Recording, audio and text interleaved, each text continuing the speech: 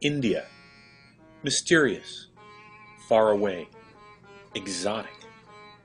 The sounds of the sitar, the tambura, the tabla.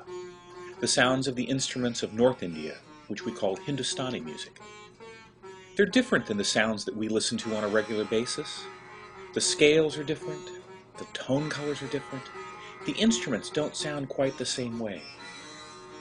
They're exotic to our ears and a lot of fun to play. There are many musical instruments from India, both from the north of India and from the south of India. This particular instrument is used in both North and in South India. In South India it is called the Tambura, and in North India the Tambura. Same instrument. You'll notice it's a large gourd, they'll say a pumpkin at the bottom, with a neck and 4 strings strung across it.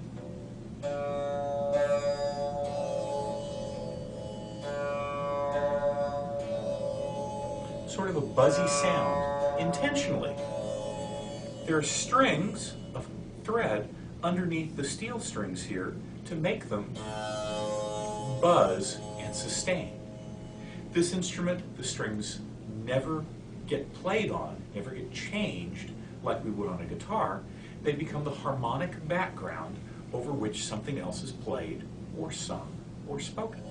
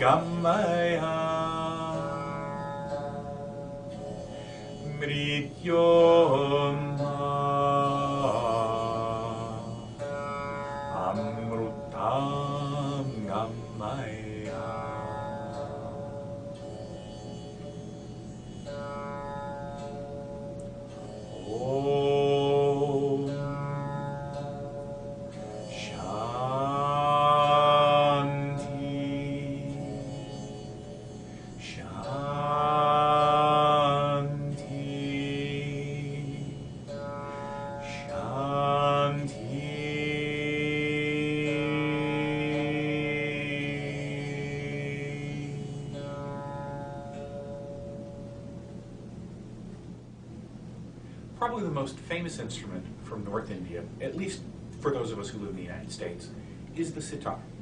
The sitar is a relative of the guitar. It has a number of strings. It has fretwork, so it has a rather strange series of frets.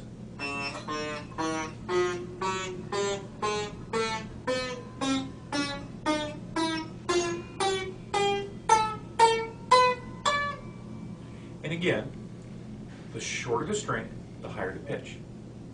But unlike the guitar, really on the sitar, you use one string to play the melody.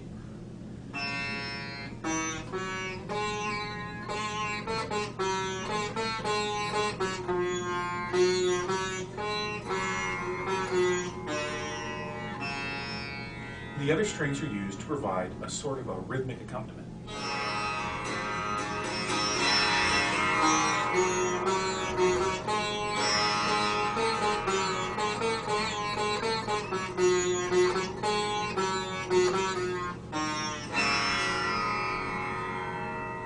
Sounds a little different to our ears. The most famous drum used in North India is a relatively recent invention. It's called the tabla. It is actually 2 individual drums, but they count as one drum. You can't go and just buy the daga or just buy the band. You have to buy both of them. They come as a set. That's because originally they were one drum. It had a small end and a large end.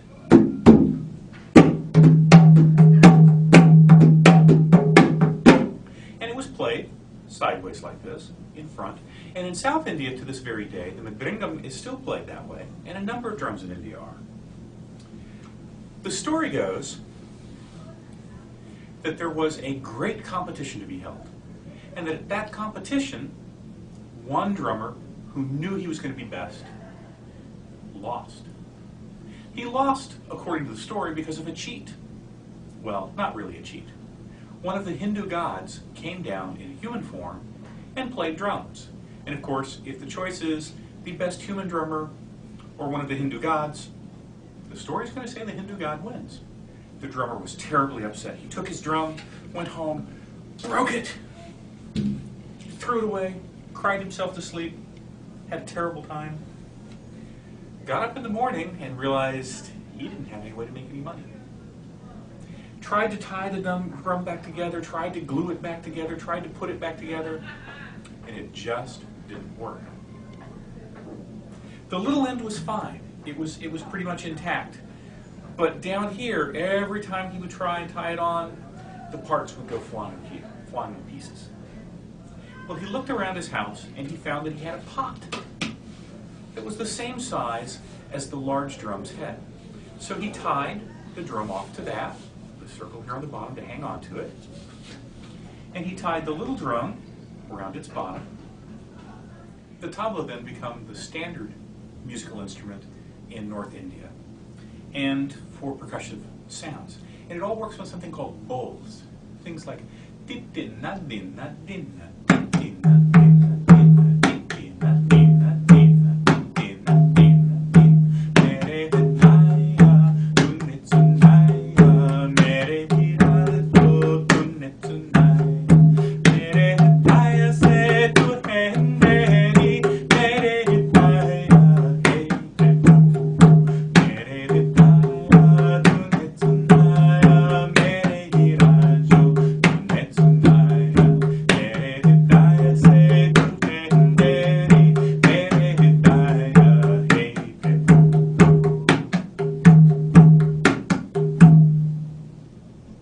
Now, people who really play the tabla well, their fingers just absolutely fly across the instrument. There's some standard sounds, though, things like da, di, di, da, da, di, di, da, da, di, di, da, da, din, da, din, din, da, da, din, din, da, da, din, din, da, da, din, din, da.